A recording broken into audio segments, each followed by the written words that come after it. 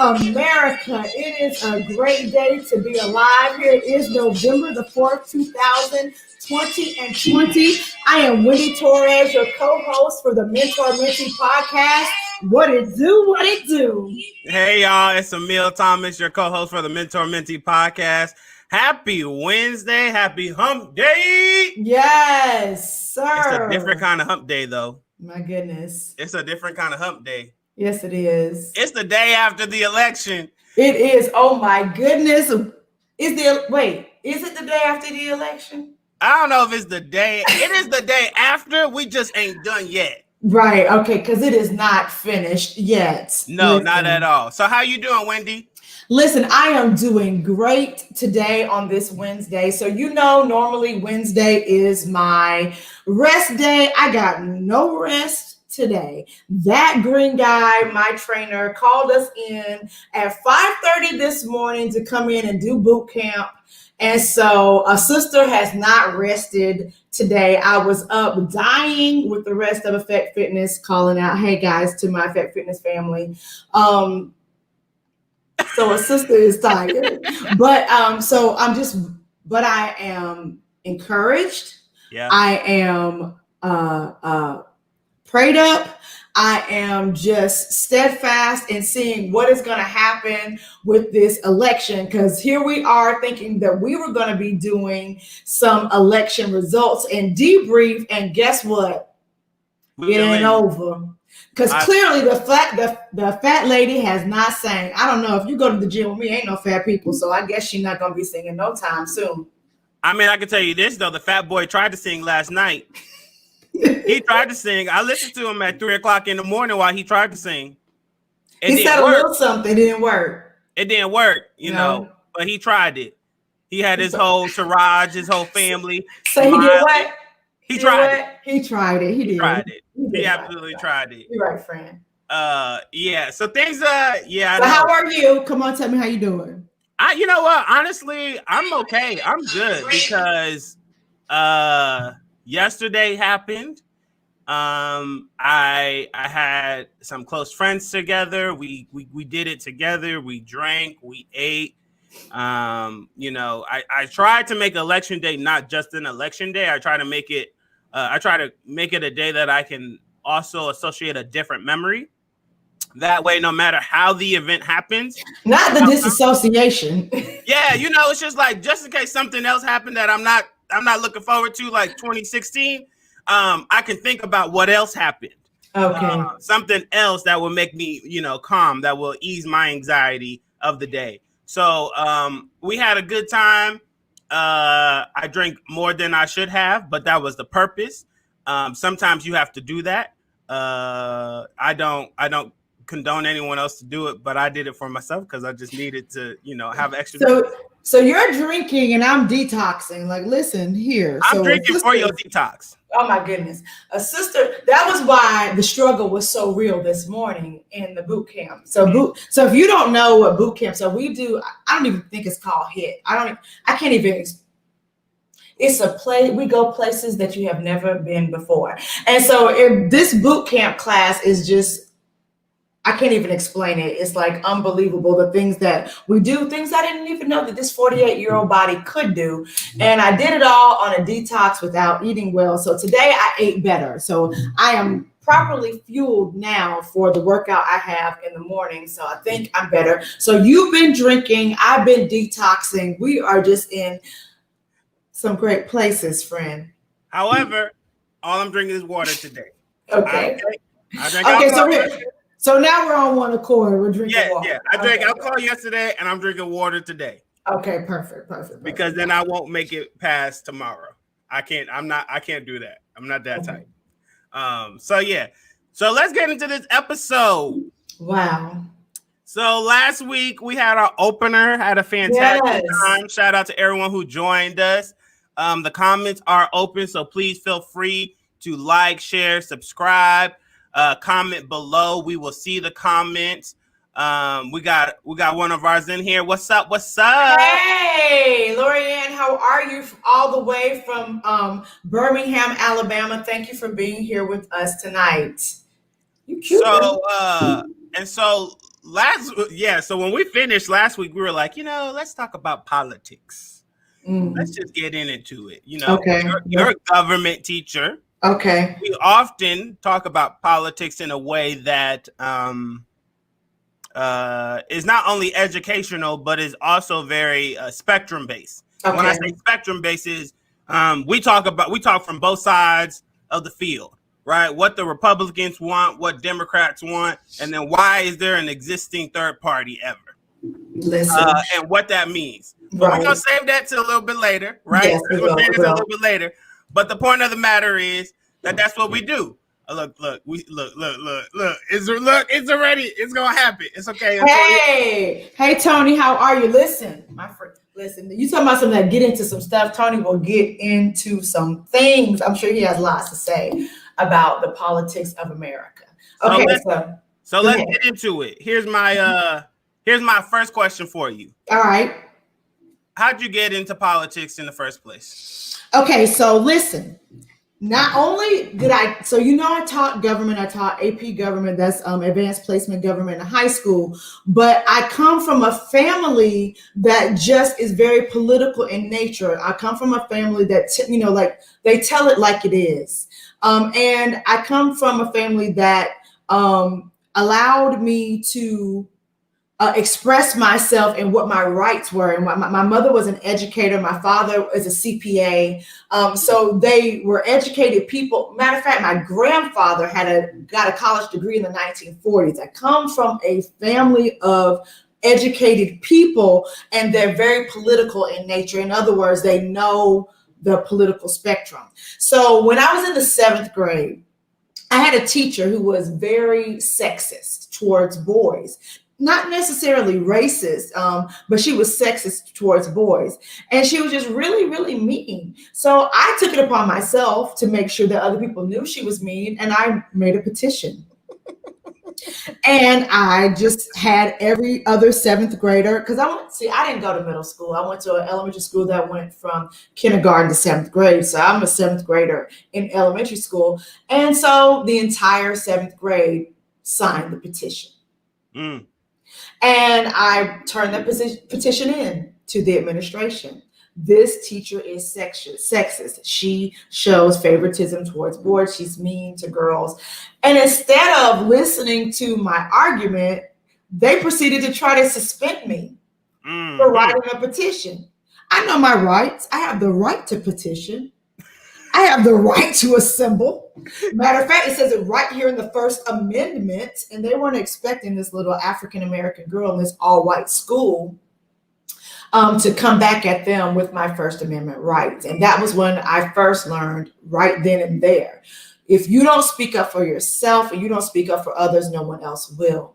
And when I went on to high school, I went to Shiloh High School in Gwinnett County. And when I went to Shiloh High School, which it is now a predominantly Black school, there were 48 African Americans in a school of about 1,750 students. My graduating class had 7 Blacks in it, and there were 458 students in my graduating class. You see how I remember those numbers? And when I was a junior, I decided that our school needed to have a Black History program. We had never had one before. So as a junior, I solicited the other African Americans at my school, and one of the seniors helped me, and we put on the first Black History program that the school ever had, period. And the only people that came were our parents, and that was okay with us. And so I went on to do that as a teacher. When I taught in Fayette County, I did that for years until congratulations. So listen, thank you so much, Mr. Hutchins, for being with us, the newly elected board member for Cobb County School District. We are so honored for you to be here with us tonight, and congratulations, sir, on your win. Leroy is a good friend of mine. We went to college together. We sang in the West United Voices Gospel Choir at West Georgia University. And he has been a major advocate for young people in the South Cobb area. I can't wait to see the great things that you do for the students of Pebblebrook High School and all of the schools with it. Hey, how are you? Thank you for being here with us tonight. So, Hill Story, that is my girl. Thank you so much. So, when I was a high school teacher, yes, he deserves that. Congratulations. I did the Black History program. I did them in APS. I did them in Fayette County. I was the only one that did them. And then when I came to the school I'm just going to say the name because we didn't say it last time. When I came to Pebblebrook High School, I did the first Black History programs they had in a very long time until our beloved friend, Katie Grant Shalin, and Evelyn White took that on from the PA program, which it should have been that in the first place. So I was a social studies teacher. And I was doing the Black History programs, rehearsing kids in my classroom. I need you to get this picture. 30 kids on desk. I'm writing scripts. I'm trying to practice songs with them. Y'all know I can sing about that much. Doing all of these things to try to make sure that we have a representation. But I work at a performing arts school. At that time, the number 8 performing arts school in the nation. And luckily for me, the drama teacher and the vocal teacher saw fit that it was something that the performing arts program was supposed to do. And after doing about 3 or 4 at the school, they took that on. And the programs that they put on are phenomenal. And I appreciate that they did that. So I said that's how I got into politics. When I was doing my student teaching, I was teaching U.S. history and teaching civics.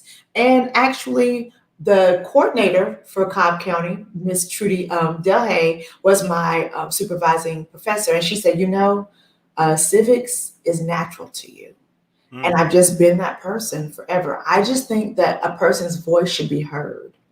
And whatever it takes, let's make it happen. Absolutely. So my next question is, so it seems like this was something that was from the start embedded in you. Something in the family. So you grow up, you study it. What made you a different government social studies teacher than what the district had at the time? My philosophy that, number 1, your voice as a student needed to be heard. Number 2, standards are created by legislatures. So a body of politicians get together and they decide what should be taught. But you hear young people constantly talk about when they graduate from high school, how they are ill prepared for life. So what you all might not know is that we have a fight to teach social sciences in schools, K-5. So elementary school, they're not teaching social studies at all in some places. And but you spend the rest of your life fighting over it, as we find ourselves in right now. So as a government teacher, I wanted to you weren't going to talk about, let me be real. Okay, here we go. I got my story too. You wasn't going to talk about me like you talked about the rest of those teachers, about what they didn't teach you and what you didn't know when you left my classroom. When you left my classroom, you was going to say, Wendy told me how to pay my taxes. Wendy told me that I needed to make sure that I understood the local government more than I did the federal, because the magistrate court judge was the person that decided my fines and if I got a bail. Wendy taught me what to do when the police stopped me and what I had the right to say and what I didn't have the right to say. Now, this was all pre Trayvon Martin and Michael Brown, and before things got real hectic, right? This is back when Shauna and I were tag teaming, and we were trying to make sure that our students, remember what we told you? The bottom line is to do what? Make it home. Make it home every night. Because remember, we said like the movie Taken. Now, when they come to you, they're going to take you. Period. You're going to go, when they stop you, you're going to go to jail.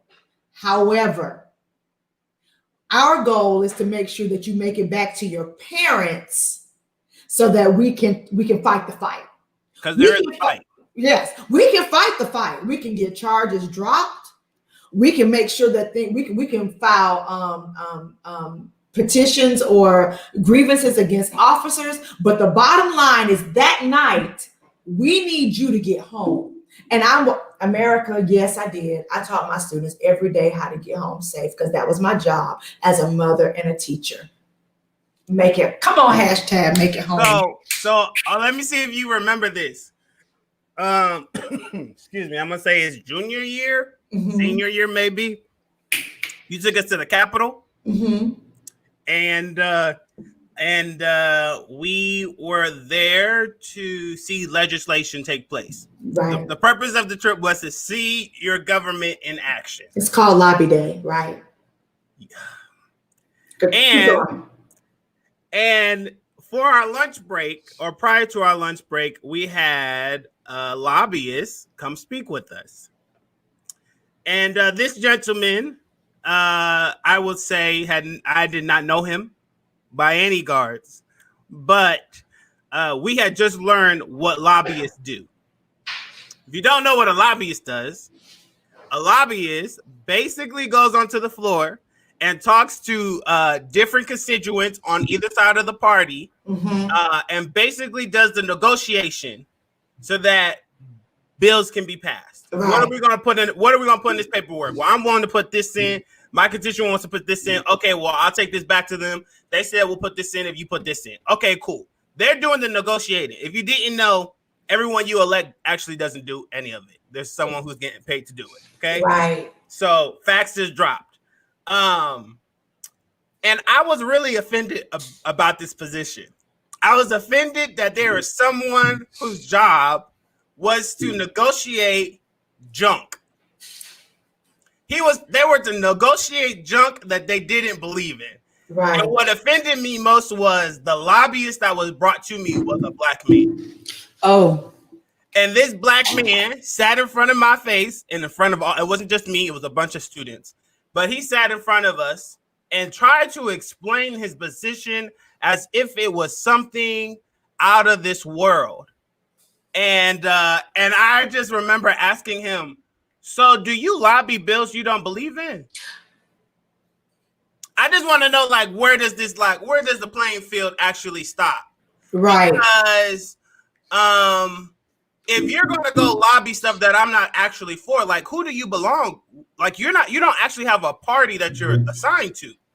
So you're just going for, like, the check, because if you're not lobbying, you ain't working. So your only goal is to make sure that bills continue to get written and passed. Y'all, I had to be taken out of the room. Wendy snatched me up and took me out of the room because I kept going back and forth with this man, and it was literally all about the money, and he wouldn't say it. And that's what kills me about politics, is that when you know the secret about politics and you get a politician in your face, they will not just tell you the cold-hearted truth. No truth. And it's like, at what point are we going to continue to go around the circle? What did Fantasy and I tell you? Cash rules everything around me. Cream, get the money. Dollar bills, y'all. Like, we wasn't joking. We were serious. 100% serious. And I just didn't need you to tell the politicians at the Capitol that on that day. Yeah, I just didn't need. I was supposed to be a good student. My children don't know how to act. But I just couldn't. He was in front of my face talking a bunch of junk. It just had, yeah. But talking about Pellberg made me remember that day specifically, because I will never forget. I'll never forget. I think lobbyists are the worst. I ain't gonna lie. Right. They don't have their literally the job comes with no moral compass. Because their whole job is to get money or to spend money to make sure things happen. Forget how it affects people. Period. Right.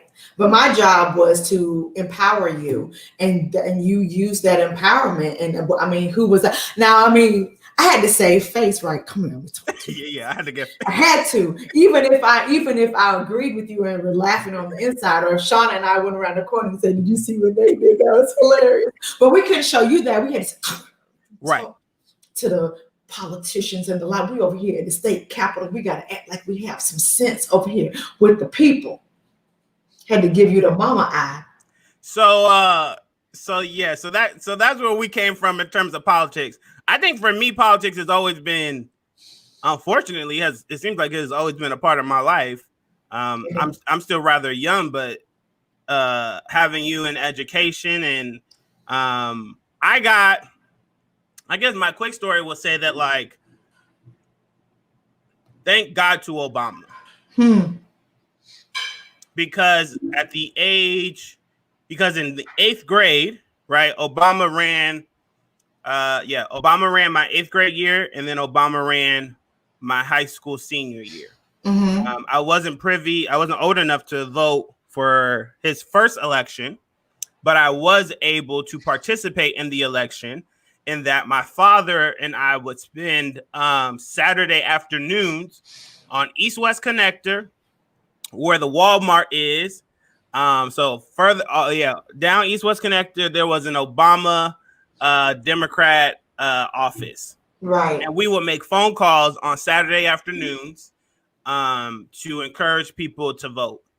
And that was my first experience in actually participating in an election. And then senior year, just being able to actually cast that first ballot. Again, my father and I went together, and I was able to vote, and I've been voting ever since. Shout out to Karen Staker that registered high school students to vote for as many years as I was there, and I was a teacher there for 12 years and there another 4 years as an academic coach. So for 16 years, until she retired, she made sure that high school students were registered to vote. So shout out to you, Karen. If you see this or not, if you see her, tell her we said it to you. Miss Back That Sass Bus Up. I'll take it. Go ahead. No, I was going to say, do you remember the first question I asked you when we taught you government? Because it had to do with politics. I asked you to ask your parents what was. Oh, I don't think I remember, but I think I know the answer. What is politics? Oh yeah, no. Because I knew that somebody's parent was going to come back and say it's some. I just wanted to hear. Fracking bull. Yeah. Come on with the word. That it was some fracking bull. Yes, yeah. I know somebody daddy was gonna say it's some bull. I actually did not talk politics much with my family until I got older. Because I came from I come from a household that has switched parties. Good point. I am from one of those households that the Republican Party has lost members because simply I don't know simply. I would have to ask him truly why. I would say it will have to deal with my big mouth, and that I continue to like express my opinions, and how, I can say this. The Republican Party that was in existence when Bush was there the first time is not the Republican Party that elected Trump. No, it's not. It's not. I know, like they are no longer the moral majority. They can't even use that term anymore. And it's not. And I personally never liked either of them. But I can identify that there was a difference in that party. Right. Okay, this is a quick segue, and then we're getting out of it. If you watch Girlfriends, the main male character, William, okay, right, who his goal in the TV show is to get married and to become senior partner in the law firm. Those are his two goals. He's a Republican. But if you watch that show, you actually start to fall in love with this man, because the values of what considered him to be a Republican, you no longer see. Right? He valued finances in a way that the Republican Party no longer. He valued traditional marriage in a way that the Republican Party. And when I say traditional marriage, I'm not talking about same-sex marriage. I'm talking about the fact that he wants to marry a woman, and then he wants that woman to sit at home, have his children, and he wants to be able to financially care for her. Yeah, and Joan wasn't hearing none of that. Right. So that wasn't the way. And so John was like, oh, no, ain't stopping me at all. And so it was very, like, when I was watching it, it was very, very eye-opening to see it again, to go like, man, Republicans, what the hell did y'all do? Like, how did y'all give up your party so senselessly? Oh, I have an answer. I don't know if you're ready for it, but okay. I am ready for it. I didn't know we were going here, but if you want to answer, I got one. I went there, so tell me. Because they took off the Apostles' Creed and put on the GOP platform. So they moved from the moral majority, where they said they had Christian values and all these things, but now instead of so if you don't know what the Apostles' Creed is, let me educate you. Let me walk this down. Yeah. Go all the way through. So the Apostles' Creed is going to be about 12 tenets of being a Christian. We believe that Jesus was the Christ, the Messiah, that he died on the third day and that he rose again, that we believe that he was the Son of God. And you can go through the Apostles' Creed and you can read all those things. And so if you're a Christian, evangelical, Protestant, if you're Baptist, if you are Catholic, if you are Lutheran, if you are all of these different denominations of Christianity, the Apostles' Creed is the bottom line. If you're non-denominational, if you're Pentecostal, if you're holiness, all of those things. When you're looking for a church, you want to make sure that those tenets are in there, because no matter what they do on a Sunday, you want to make sure the core belief system is there. Mm-hmm. That's the core belief of a Christian.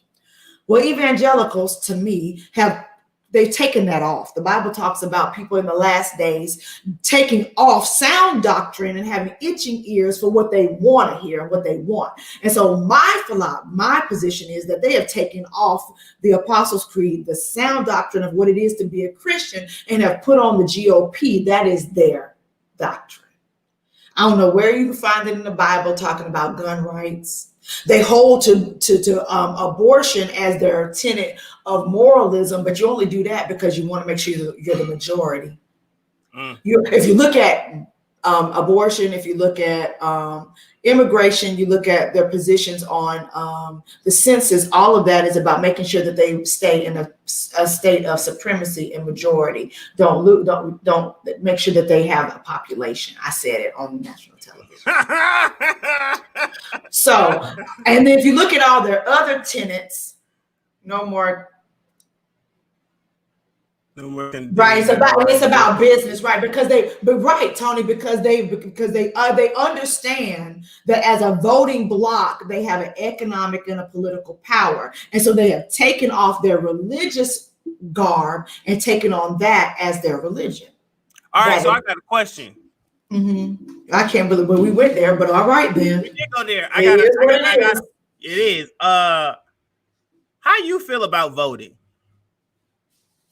Okay, the exercise of voting. What is your opinion on it? I think that it is our hold on. I think that it is our it is a part of our right, not our right. It's a part of our obligation. Number one, we talk about as a citizen, you have rights and then you have responsibilities. And so it is completely and utterly our responsibility, especially as a people. If you want to talk about as being African Americans, when you have talked about people that have died, bled, fought for your right to have to affect change in a community, you have to use that right. You have to exert that right. You have to push that right. And I'm going to say to you, not even on a federal level, I think that sometimes we look at the federal, that is a distraction. It's the okie doke. We spend so much time looking at what's going on with the president and at the federal level. We forget that your state legislatures are the ones that affect you. Your state legislatures are the ones that affect change, right? They're affecting your your magistrate court judge, your superior court judge. That's the one that's going to determine whether or not you get a bail or a bond. That's going to be the person that decides what your fee and your fines are. That's going to person is going to decide what your sentence is if what you did is a felony or a misdemeanor. Whether or not well, like I said, if you get bail or bond, that judicial branch at the local level is most important. Who is the sheriff of your county? Who are they hiring? What's the hiring practice of that sheriff and the police department? That is what matters at the local level, and you are the ones that determine that. I'll never forget not this election, but the last midterm election when I went to vote, and there were 11 judges uncontested on my ballot, and I said, this is ridiculous. That we just had to vote in 11 people. I don't know what they're voting. I don't know what their decisions have been. I don't know anything about these people. But can we actually, well, here's my thing, but can we actually say that's voting? No.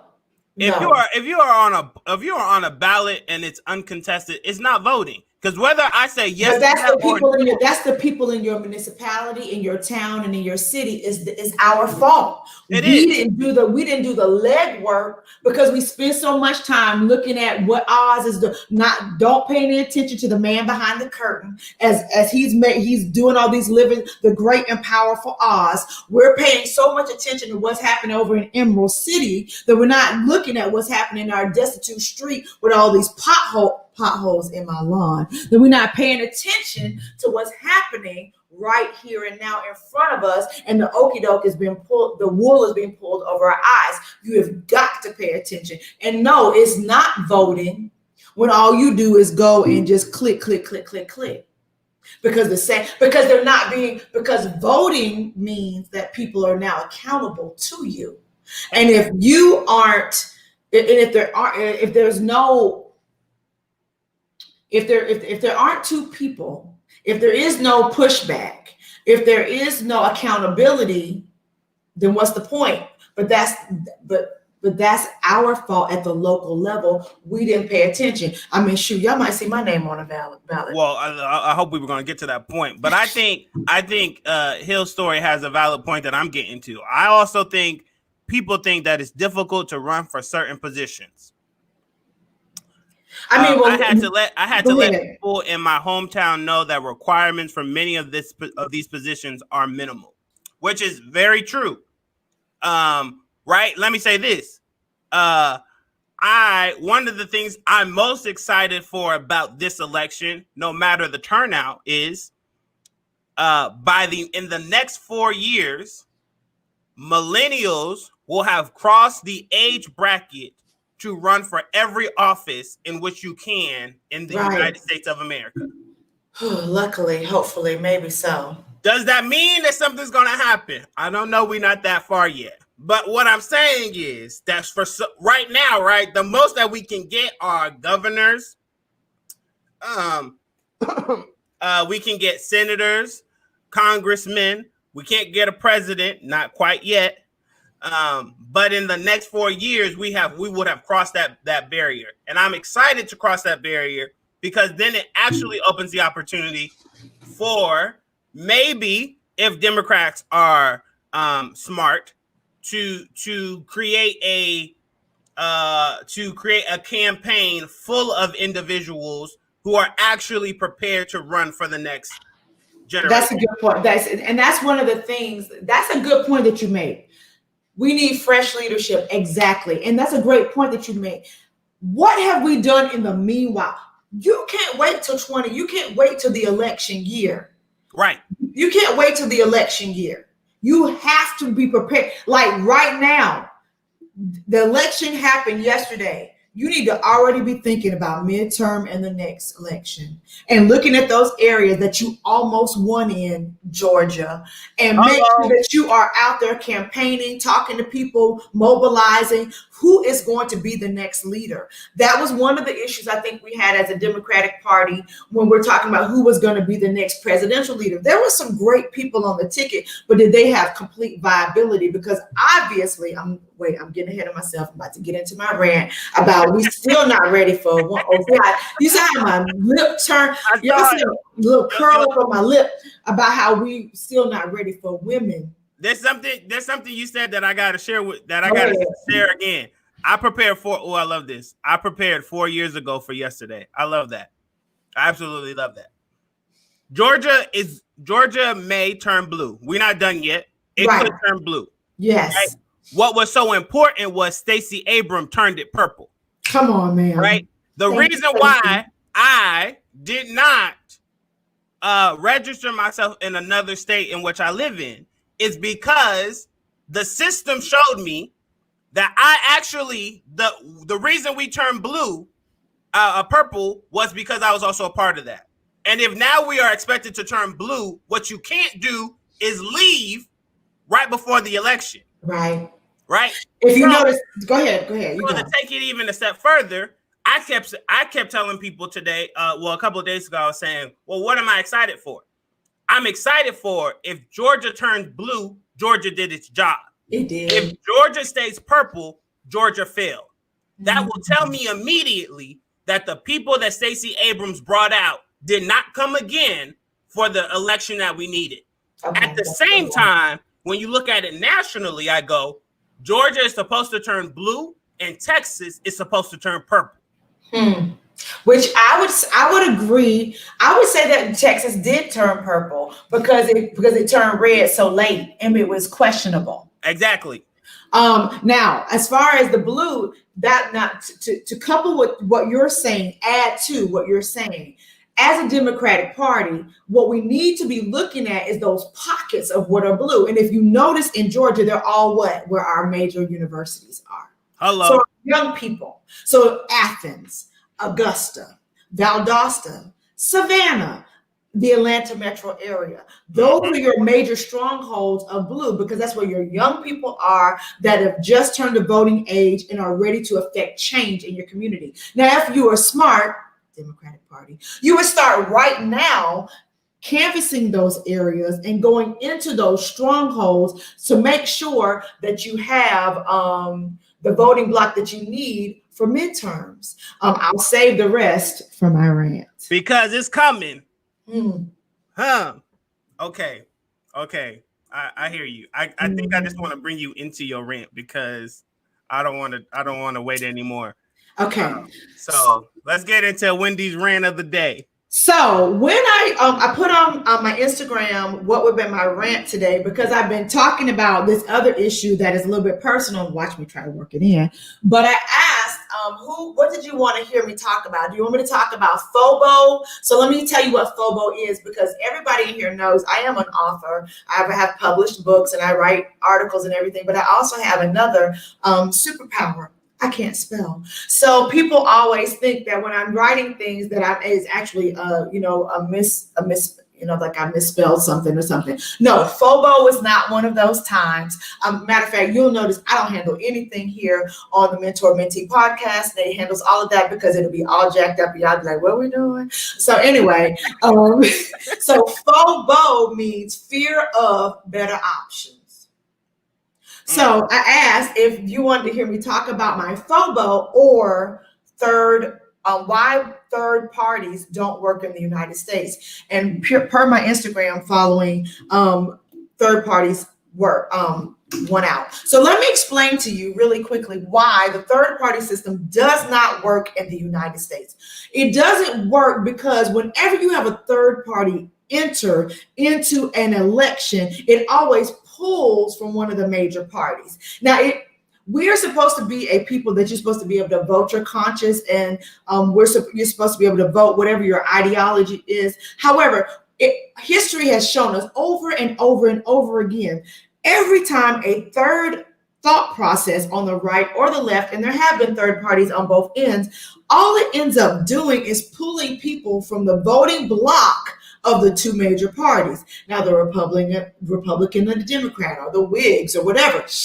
It was. So here we have third parties, fear of better options. Yes, Leroy, I had that. Okay, Kiji, I'm glad you're enjoying yourself. I know this is an exciting episode. We get into all the nitty gritty. Right. So when a third party is yes, we get into it. We're gonna get to it. When that third party is introduced, all it does is pull away from those two major parties. So let me give you a for instance. Well, how do you say that, Wendy? I'm so glad you asked. So if we look at the election, the election of Senate between David Perdue and John Ossoff, right? So David Perdue had 2,411,638 votes, 50.4% of the electorate.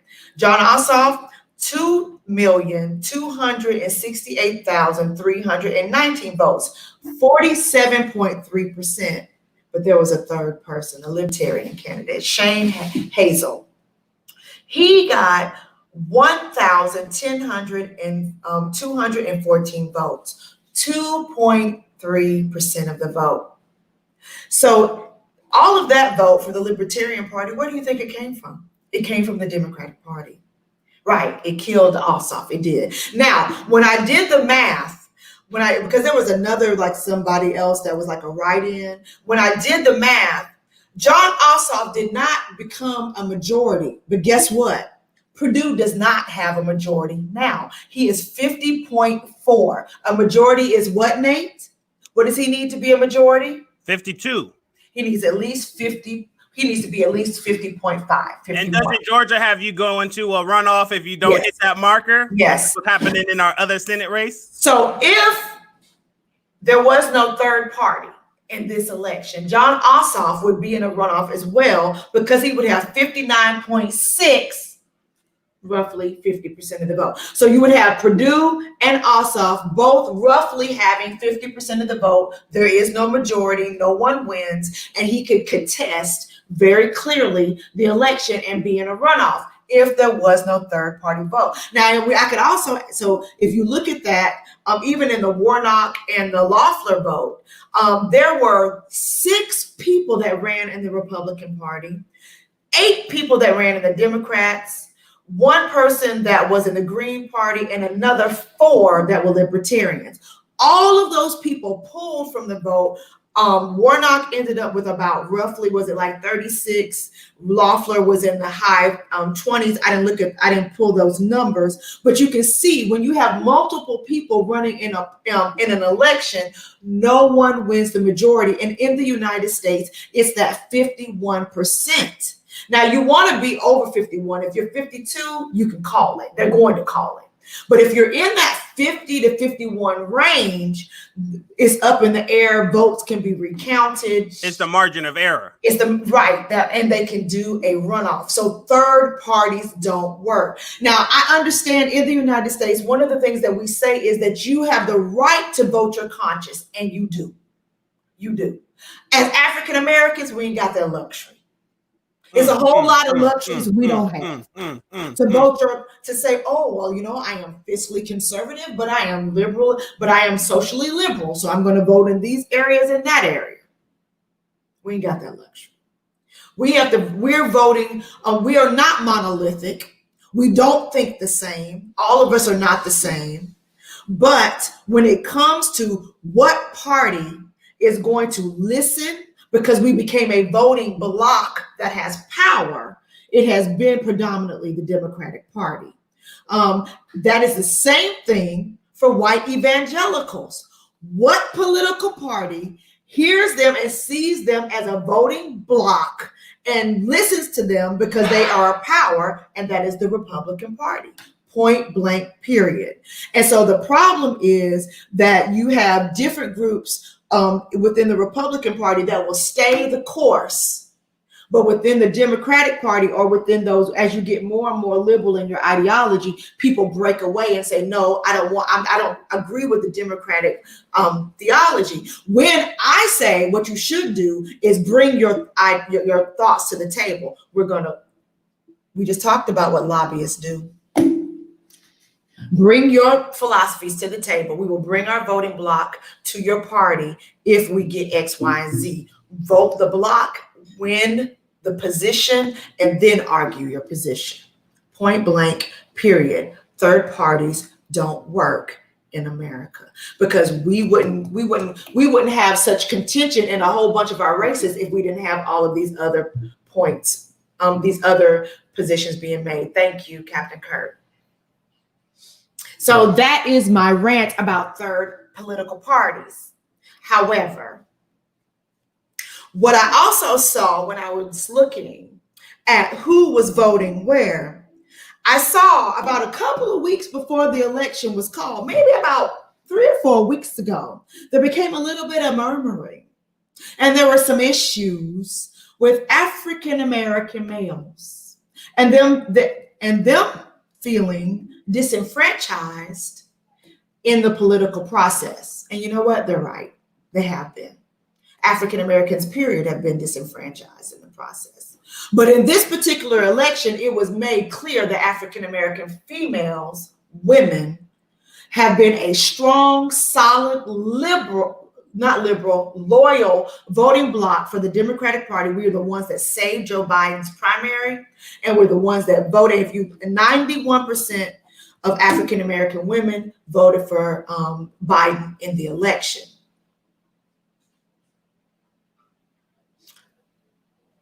I didn't hear you. I lost you. But it's okay. Can you hear me? Okay. So then you have 18% of African American males voted Republican. I'm going to assume it's because maybe Kamala Harris was the VP, because they feel disenfranchised for the Democratic Party and they were trying to make a point. So I would say from this point on, as a voting bloc, African Americans, we need to now come and reason together, right? We need to make sure that we are, for the next election, we need to be on one accord. But I'm going to need... Come on with it. Thank you. And that's exactly where I'm going. Thank you, Hill Story, for leading me into the second part of my rant. Because Black women have taken a lot. We taught you how to cook. Stop. No. Wait, you got to go all the way back. You birthed us. I'm going there. Let's start with the birth. Start with the rape. We taught you how to raise your children. We taught you how to cook. We taught you how to clean your house. We birthed your babies and then went back and had to help each other birth ours. We've helped you birth a nation, raise a nation, and we did all of that on our backs as you browbeat our men and scattered them about. And then we had to collect ourselves and make it through this country and educate ourselves and become something that you finally in 2020, 400 and some odd years later, recognize that we are a force to be reckoned with. We did that. So now I say to our brothers, and I'm gonna be real specific. I'm talking to my Gen X brothers, not my millennial brothers, because y'all got it together. Y'all got it together a little bit. I'm talking to my Gen X brothers out there that feel disenfranchised yourself. I know you do. I understand how you do, because we felt that too. We didn't even feel that just from the world. We felt it from you too. You know, when you called us bitter, when you called us angry, when you said we wouldn't work out, and you said all kinds of other women were desirable other than us. When we helped you get to a certain point, and then when you got to that point, you left us for Becky with the good hair. So I'm putting you on notice now that the election is over, brothers, that we figured this workout thing out with our natural hair. We go to the gym every morning. If you don't know, you come down to Effect Fitness, where the women out number the men every day. We figured that part out. We're no longer bitter because guess what? We went to a therapist. We're drinking our water. We're meditating. We're getting ourselves together, and we're being zenful. And we're no longer resentful for the fact that you can date a 20-year-old or a 50-year-old because you're 50-something years old. And Viagra got you thinking that you can do some things until you're 60. But guess what? When those things stop working, don't bring it over here to me because I've gotten myself together and I can back it up to the 30-year-old myself. So my rant is so my FOBO and my political stance are all one and the same. My fear of better options is I'm not going to fool with you and your foolishness, sir, because see the millennial brother back there, not my godson here on the podcast, but the millennial brother that's in his 30s and his 20s, he looking at me because I know how to cook and I know how to work out. He looking at me because I know how to do a couple of things and I know how to balance a checkbook. I'm not just on Instagram being an Instagram model. I'm the real thing in person. So I'm just saying, brothers, when the election is over, let's talk a little bit about why you feel so disenfranchised. We can talk to you about how we can get this thing together. I'm willing to listen to T.I. I even want to understand what Ice Cube was talking about. I really am interested in what Dr. Cornel West would have to say, and Chairman John Hope Bryant, all of my brothers from all arrays of what we need to do as a people. And I'm being serious because I agree. We need to be a collective. The next time we should be a force to be reckoned with. Just make sure, brothers, that you understand that we sisters are a force to be reckoned with because guess what your millennial brothers do? Oh, man.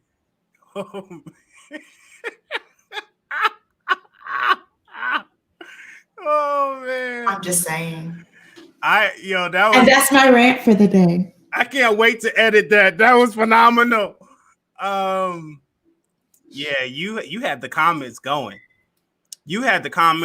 So there was a comment actually that came up. Hold on. But here's the most important thing. But will you listen, man? Okay, Kiji. But will you listen? Because we need to be a vote.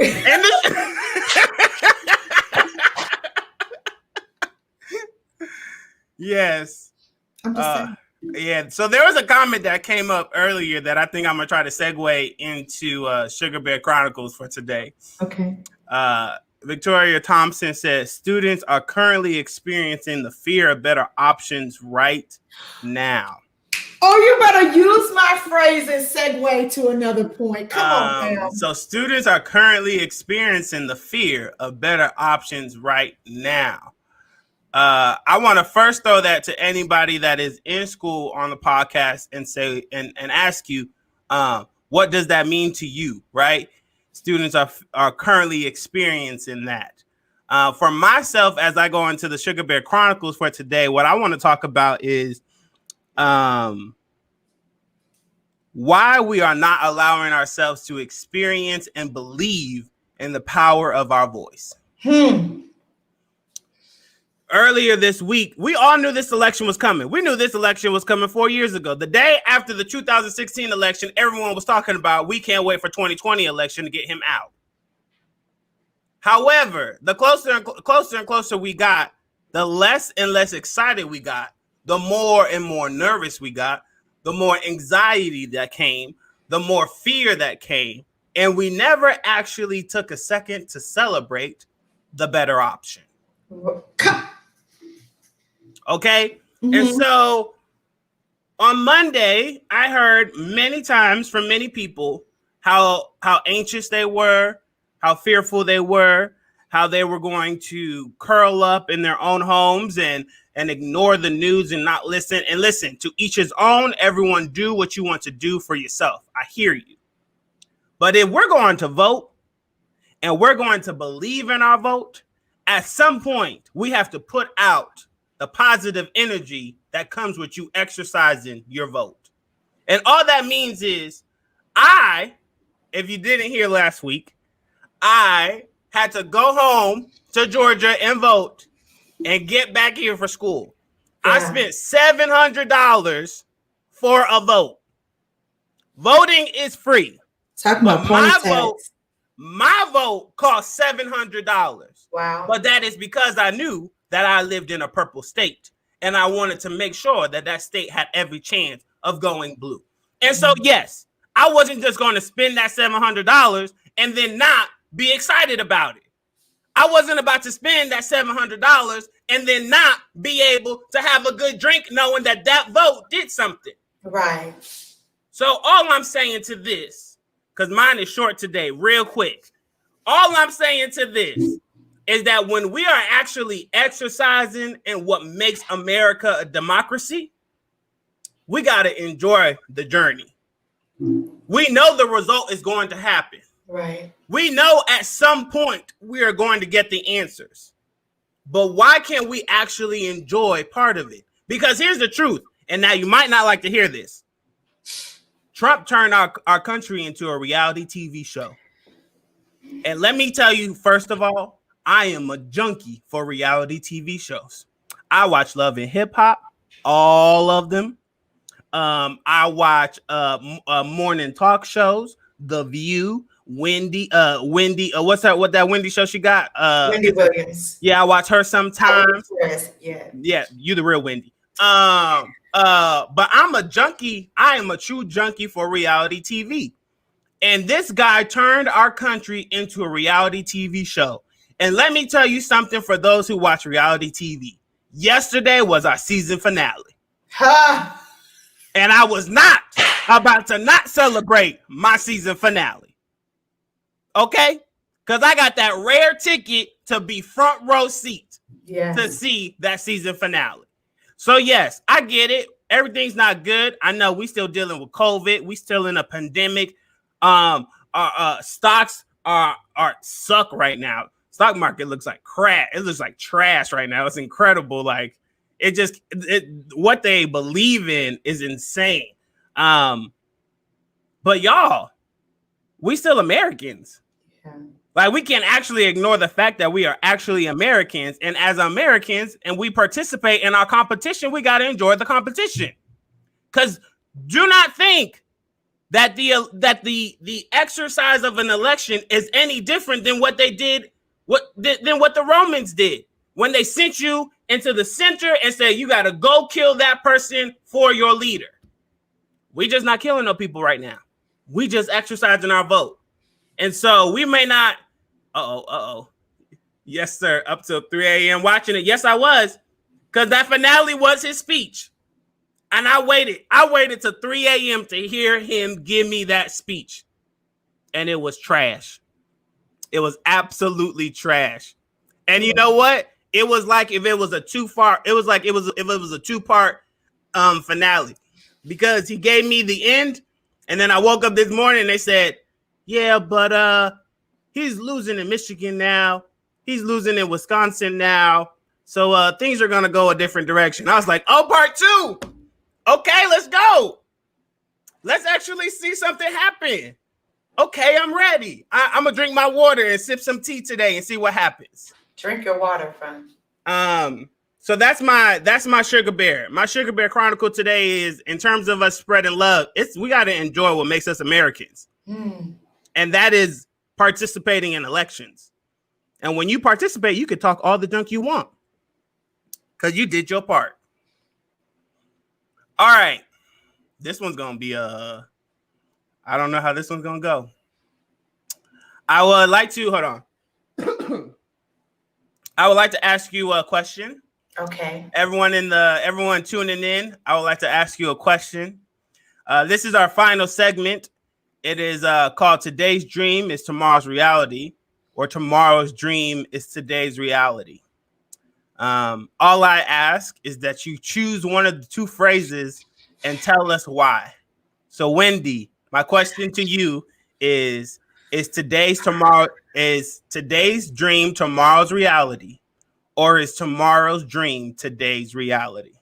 It's so hard today. Like last time I had a solid answer. Is tomorrow's dream today's reality?